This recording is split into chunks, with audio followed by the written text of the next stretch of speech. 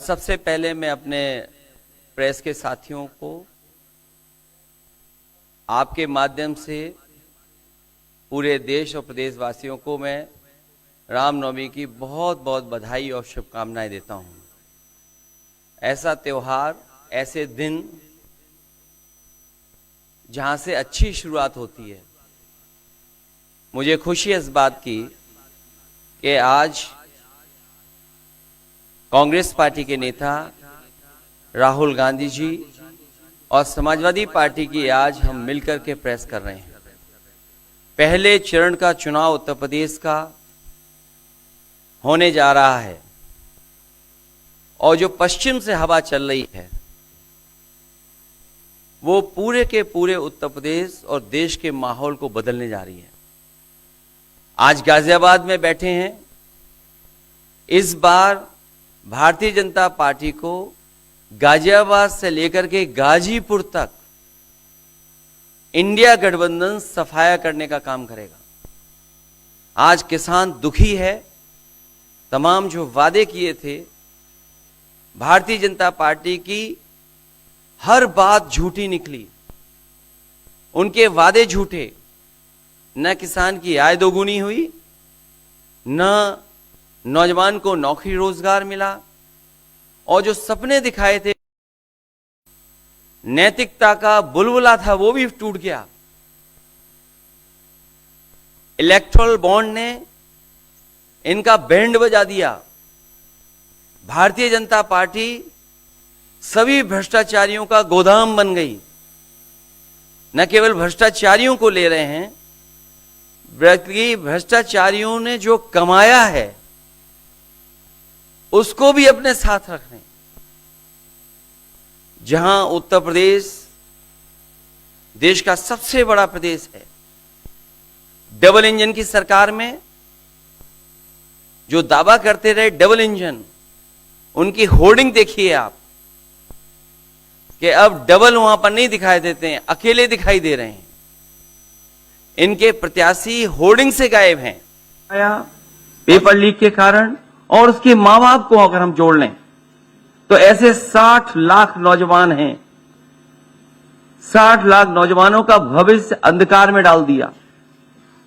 और अगर 60 लाख का गुणा करें हम 3 से, 1 करोड़ 80 लाख, और 1 करोड़ 80 लाख को अगर हम डिवाइड कर दें 80 लोकसभाओं से, तो भारतीय जनता पार्टी का 2,25,000 वोट हर लोकसभा में कम हुआ है। इसलिए एक भी वोट बट ना पाए। जहां हमें मतदान करना है, वहीं मतदान के दिन हमें सावधान भी रहना है। अगर हम सावधान रह करके मतदान करेंगे और अपने बूथ की चौकीदारी करेंगे तो भारतीय जनता पार्टी का सफाया होगा। आने वाले चुनाव में, ये देश का चुनाव है, देश की जनता बदलाव चाहती है और बदलाव की हवा पश्चिम से उत्तर प्रदेश से चल रही है। और मुझे पूरा उम्मीद है आने वाले समय में इंडिया गठबंधन और नई सरकार देश में दिखाई देगी। शुक्रिया अखिलेश जी। राहुल जी।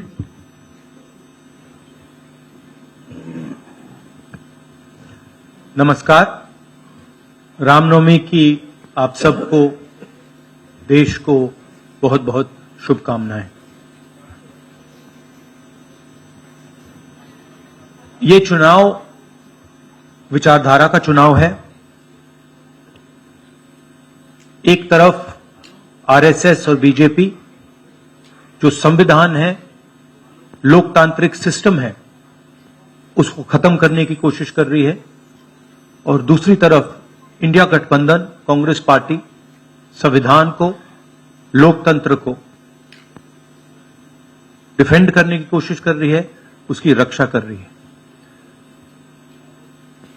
चुनाव में 2-3 बड़े मुद्दे हैं। सबसे बड़ा बेरोजगारी, दूसरे नंबर पर महंगाई, भागीदारी। मगर बीजेपी 24 घंटा डिस्ट्रैक्शन करने में लगी रहती है। कभी प्रधानमंत्री समुद्र के नीचे चले जाते हैं, कभी आसमान में सी प्लेन पे चले जाते हैं, मगर जो मुद्दे हैं उनके बारे में ना प्रधानमंत्री ना बीजेपी बात करती है। कुछ दिन पहले प्रधानमंत्री ने एएनआई को बहुत लंबा इंटरव्यू दिया, स्क्रिप्टेड था मगर फ्लॉप शो था। प्रधानमंत्री जी ने उसमें इलेक्टोरल बॉन्ड्स समझाने की कोशिश की। प्रधानमंत्री जी कहते हैं कि इलेक्टोरल बॉन्ड्स का सिस्टम ट्रांसपेरेंसी के लिए लाया गया, राजनीति को साफ करने के लिए लाया गया। अगर यह सच है तो उस सिस्टम को सुप्रीम कोर्ट ने रद्द क्यों किया?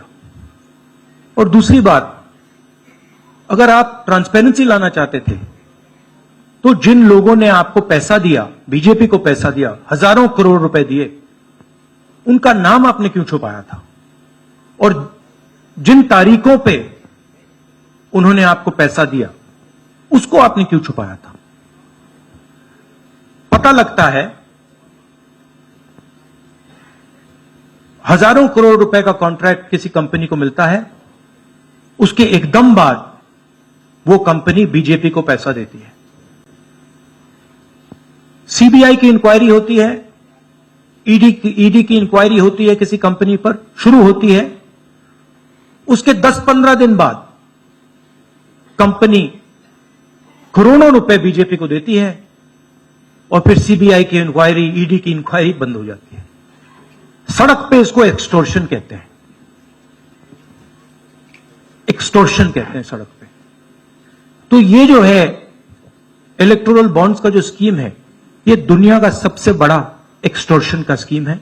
हिंदुस्तान के सारे बिजनेसमैन इस बात को समझते हैं, जानते हैं, और प्रधानमंत्री जितनी भी सफाई देना चाहें कोई फर्क नहीं पड़ने वाला है, क्योंकि पूरा देश जानता है कि प्रधानमंत्री भ्रष्टाचार के चैंपियन है। धन्यवाद। शुक्रिया राहुल जी। अच्छा, एक और बात, आपने जयराम जी आपने कहा कि जो भी आपको क्वेश्चंस पूछने हैं आप पूछेंगे और ये ओपन एंडेड प्रेस कॉन्फ्रेंस है। बट इसमें एक और बात, मुझे पहले ही 2-3 बीजेपी वाले क्वेश्चंस पता लग जाते हैं, तो वो तो गारंटी पूछे जाएंगे, तो उनके लिए मैं तैयार हूं। आजकल गारंटी का जमाना है राहुल जी। पहला सवाल महिकार सिंह जी, हिंदुस्तान हिंदी डेली से। माइक दीजिएगा।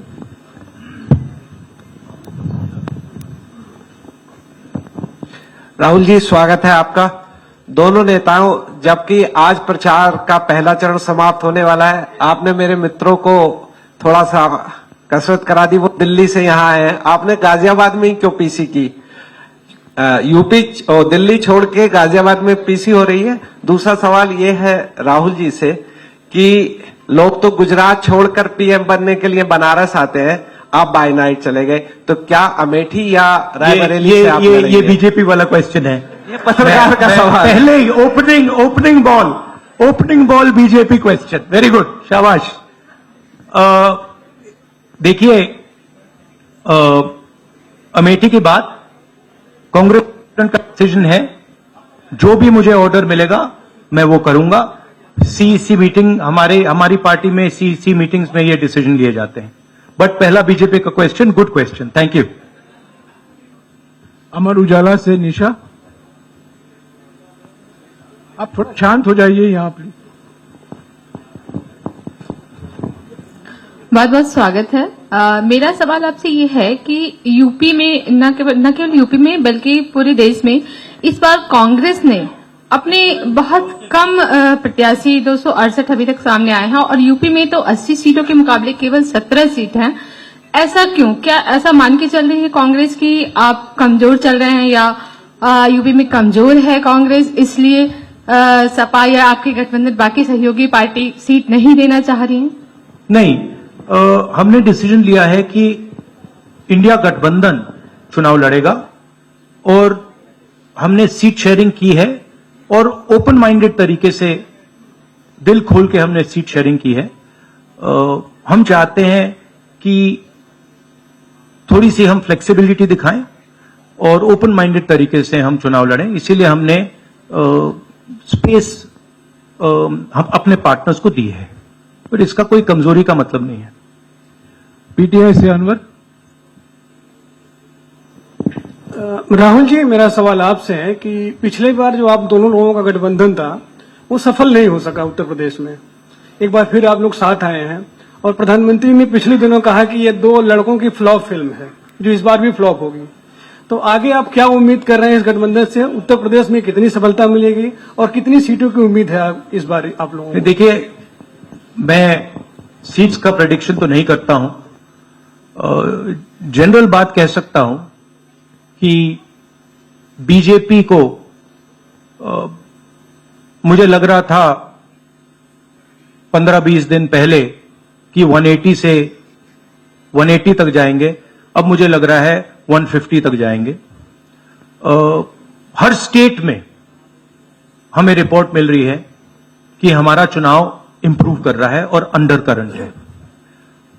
जहां तक गठबंधन की बात है, यूपी गठबंधन की बात है, बड़ा पावरफुल गठबंधन है और बहुत अच्छा परफॉर्मेंस होगा हमारा उत्तर प्रदेश में। दैनिक जागरण से Aditya Tripathi.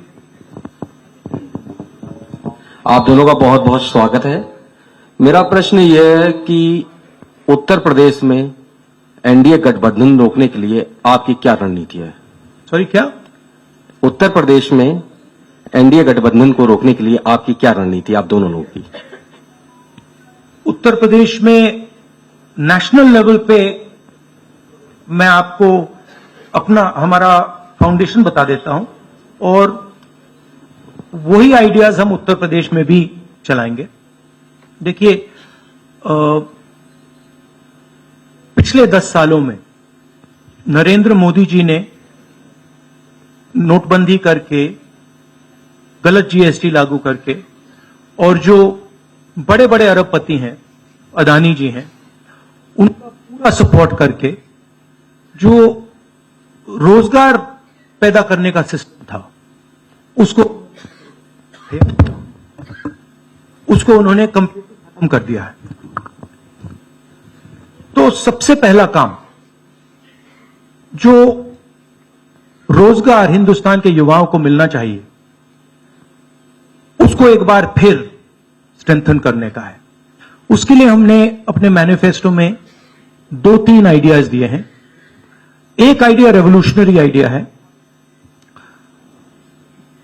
Right to apprenticeship. तो जो अमीर घर के बच्चे होते हैं वो अप्रेंटिसशिप करते हैं, ट्रेनिंग मिलती है, पेड ट्रेनिंग होती है। तो हमने डिसाइड किया है कि हिंदुस्तान के उत्तर प्रदेश के सब ग्रेजुएट्स को, डिप्लोमा होल्डर्स को हम अप्रेंटिसशिप का अधिकार देंगे। जो भी अप्रेंटिसशिप करना चाहेगा उसको प्राइवेट सेक्टर में, पब्लिक सेक्टर में, सरकार में अधिकार मिलेगा, अप्रेंटिसशिप का अधिकार मिलेगा, ट्रेनिंग होगी और 1 लाख रुपए साल का, 8,500 रुपए महीने का उस युवा के बैंक अकाउंट में हम डालेंगे। और ये करोड़ों युवाओं के लिए हम अधिकार दे रहे हैं। इससे एक ट्रेन्ड मैन पावर तैयार होगा, प्राइवेट कंपनीज को भी इसका फायदा होगा, सरकार को भी इसका फायदा होगा और एक प्रकार से युवाओं के लिए ये एक जॉब मार्केट में एंट्री का सिस्टम हो जाएगा। दूसरी चीज 30 लाख सरकारी रोजगार हैं जो नरेंद्र मोदी भर नहीं रहे हैं, वो वैकेंसीज हम युवाओं को देने जा रहे हैं। पेपर लीक की बात हुई है, उसके लिए हम कानून बनाएंगे, उसको हम खत्म कर देंगे। तो ये बात हुई युवाओं की। एक और हमारा आइडिया, क्रांतिकारी आइडिया, और ये उत्तर प्रदेश की महिलाओं को बहुत फायदा मिलेगा इससे। हर गरीब परिवार की हम लिस्ट बनाएंगे और हर गरीब परिवार में से हम एक महिला को चुनेंगे और उसके बैंक अकाउंट में महीने के 8,500 रुपए, साल के 1 लाख रुपए सरकार हर महीने बैंक अकाउंट में डालने जा रही है। किसानों की बात, किसान सिर्फ 2 चीजें मांग रहा है। नरेंद्र मोदी से 10 साल मांगा, हमें सही दाम दिलवा दीजिए, और जैसे आपने 16 लाख करोड़ रुपए मतलब 24 साल का मनरेगा आपने अदानी जैसे लोगों का माफ किया, वैसा ही आप हमारा भी माफ कर दीजिए। और नरेंद्र मोदी मना करते हैं, उन पर फायरिंग करवा देते हैं, उनको डरा देते हैं। तो हमने लीगल एमएसपी का निर्णय ले लिया है। हिंदुस्तान में पहली बार लीगली गारंटीड एमएसपी होगी, और हम उनका किसानों का कर्जा माफ करने जा रहे हैं। यही मेन मुद्दे हैं चुनाव में। बीजेपी का मैनिफेस्टो देखेंगे तो उसमें आपको उसका जो फाउंडेशन है, 2 चीजें हैं। एक कि वो शायद 10-15 साल बाद ओलंपिक गेम्स इंडिया लाएंगे, और दूसरा एक या 2 व्यक्तियों को वो चांद पे पहुंचा देंगे। तो ये बेसिकली चुनाव चल रहा है। शुक्रिया राहुल जी। अगले 3-4 सवाल आप कृपया अखिलेश जी से पूछेगा। एएनआई से शालिनी।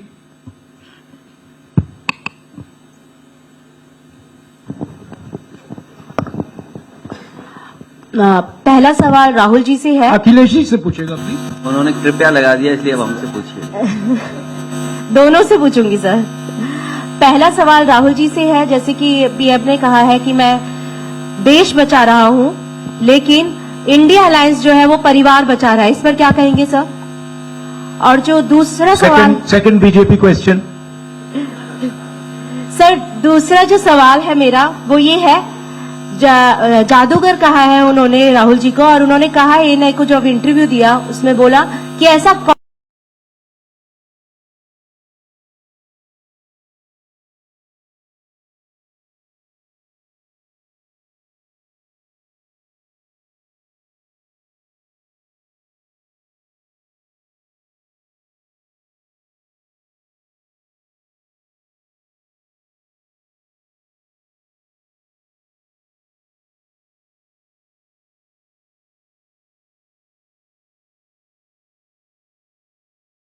परिवार बचा रहा है, इस पर क्या कहेंगे सर? और जो दूसरा सवाल, सेकंड बीजेपी क्वेश्चन। सर दूसरा जो सवाल है मेरा वो ये है, जादूगर कहा है उन्होंने राहुल जी को, और उन्होंने कहा एएनआई को जब इंटरव्यू दिया उसमें बोला कि ऐसा कौन सा जादू है कि एक झटके में गरीबी मिटा सकते हैं।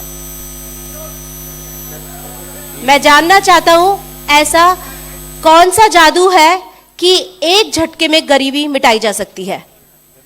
तो ये मेरा सवाल दोनों से है। नहीं, दोनों से है। मैं धन्यवाद देता हूं, आप लोगों ने सवाल पूछे। हालांकि कुछ सवाल आपने राहुल जी से पूछे थे। एनडीए को पीडीए हराएगा, एनडीए को पीडीए हराने जा रहा है, एनडीए को पीडीए हराने जा रहा है। और जहां तक सवाल परिवारवाद की बात है, आज नवरात्र है, आज शुभ दिन है। भारतीय जनता पार्टी के लोग संकल्प लें कि ना किसी परिवार वाले को टिकट देंगे और ना किसी परिवार वाले से वोट मांगेंगे। और गाजियाबाद में कार्यक्रम इसलिए किया है क्योंकि हम दोनों लोगों ने संकल्प लिया है। वो तो इंडिया गठबंधन का नाम भी ठीक से नहीं ले पाते हैं। INDIA तो इंडिया होता है, इंडी कब से हो गया? यहां से सफाया होगा गाजीपुर तक। जो 14 में आए थे वो 24 में चले जाएंगे, और यूपी वाले स्वागत भी अच्छा करते हैं। और इस बार तो ढोल नगाड़ा और सब कुछ की तैयारी है। इस बार विदाई भी बहुत शानदार होने जा रही है। Times Now Bharat, Ranjita. अखिलेश जी से। तो आपने जो गरीबी को एक झटके में मिटाने की बात की, देखिए ये कोई नहीं कह रहा है कि गरीबी को एक झटके में मिटाया जाएगा। हम ये कह रहे हैं कि गरीबी को गहरी चोट पहुंचाई जा सकती है। और तरीके मैंने आपको बताए हैं। नरेंद्र मोदी जी ने पूरा का पूरा फोकस 22 लोगों पे किया है, 22-25 लोगों पे किया है। आज की सच्चाई है कि 22 लोगों के पास उतना धन है जितना 70 करोड़ लोगों के पास है। गरीबी का यह भी कारण है कि नरेंद्र मोदी जी ने सारा का सारा धन कॉन्सेंट्रेट कर दिया है, 20-25 लोगों को पकड़ा दिया है। मैं जाति जनगणना की बात कर रहा हूं और मैंने ये बात बहुत बार उठाई है। भागीदारी की बात होती है। हिंदुस्तान के किसी भी इंस्टीट्यूशन में आपको ना पिछड़े वर्ग के लोग मिलेंगे, ना दलित मिलेंगे, ना आदिवासी मिलेंगे, ना गरीब जनरल कास्ट के लोग मिलेंगे। मैंने मीडिया के बारे में बात उठाई। मीडिया में आपको बड़े बड़े एंकर्स दिखते हैं। आपको मीडिया की कंपनीज के मालिक की लिस्ट निकालिए, आपको दिख जाएगा कि उधर ना एक पिछड़ा मिलेगा, ना एक दलित मिलेगा, ना एक आदिवासी मिलेगा। तो हम क्रांतिकारी काम करने जा रहे हैं। जाति जनगणना, महिलाओं को उनके बैंक अकाउंट में 1 लाख रुपए, किसानों को एमएसपी, तो ये सब गरीबों को पैसे देने के तरीके हैं। नरेंद्र मोदी जी ने पिछले 10 साल में गरीबों को कुछ नहीं दिया, तो ये हम करने जा रहे हैं। हाँ रंजीता, अखिलेश जी से। हाँ, अखिलेश जी से ही सवाल है। राहुल जी ने अभी जितनी भी चीजें कही, अखिलेश जी से। नहीं, मैं सवाल पहले जितनी भी चीजें कही वो तमाम चीजें कांग्रेस के घोषणा पत्र में है। क्या इंडिया गठबंधन का अपना कोई साझा जो है वो मैनिफेस्टो होगा? अखिलेश जी, क्या जो राहुल जी कह रहे हैं क्या वही तमाम चीजें सपा की भी है या सपा कुछ अलग भी घोषणाएं कर रही है चुनाव में? इंडिया गठबंधन नई उम्मीद है, और जैसा कि राहुल जी ने कहा कि उनके मैनिफेस्टो में बहुत सारी चीज़ें हैं जिससे गरीबी दूर की जा सकती है।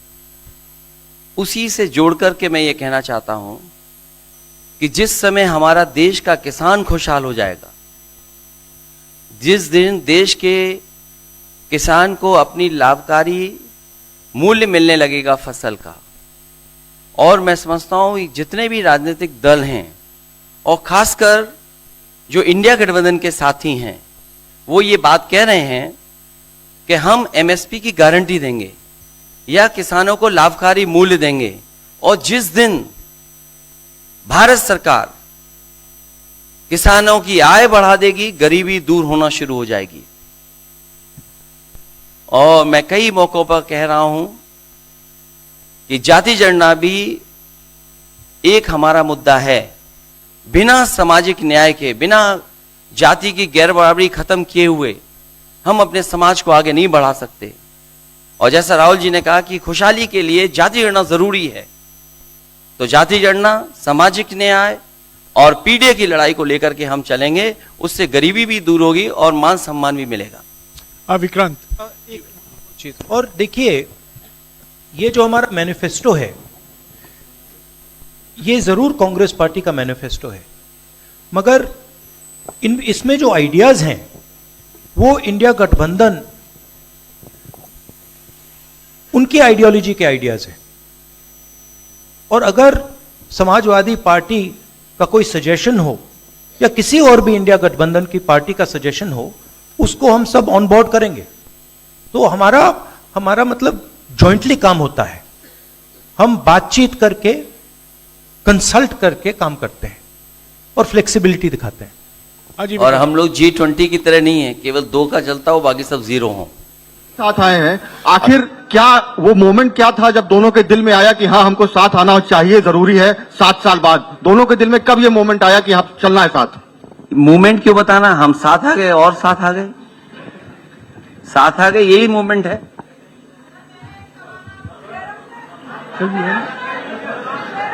साथियों, अभी